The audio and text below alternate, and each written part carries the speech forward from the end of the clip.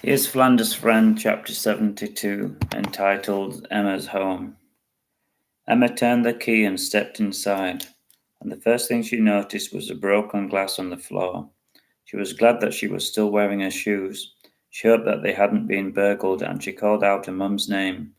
There was no answer, only a low moaning noise, as if coming from a small ant mammal.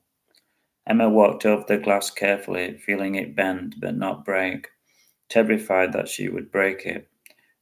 Slowly edging down the corridor, her heart beating out of her chest, Emma was terrified that a burglar would jump out at any minute. She opened the kitchen door, and that was when she saw her mum.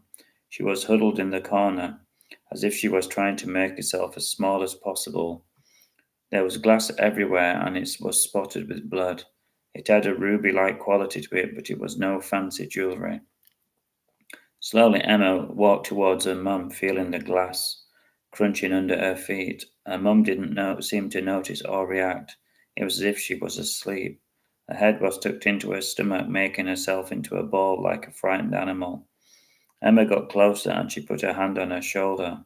Her mum flinched. "Mum, it's me," said Emma. And slowly, ever so slowly, as if she was coming back to life, Mary looked up at her. Her eyes were full of tears and bruised. She tried to speak through quivering, cracked lips. "He hit me," she said, and then she began rocking back and forth like a frightened child.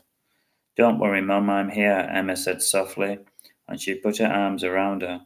Then, after a few minutes, the rocking stopped. "Don't worry, Mum," she said. "I'll make sure he doesn't hurt you again," she said firmly.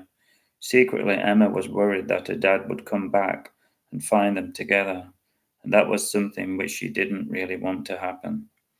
Emma went back into the kitchen and over the broken glass and the blood. It looked so surreal, as if she was in a film, a horror film. She wiped the blood away from Mary's mouth and bruised eye, and then she helped her to her feet. It was as if her mum had aged 10 years and she walked like an invalid.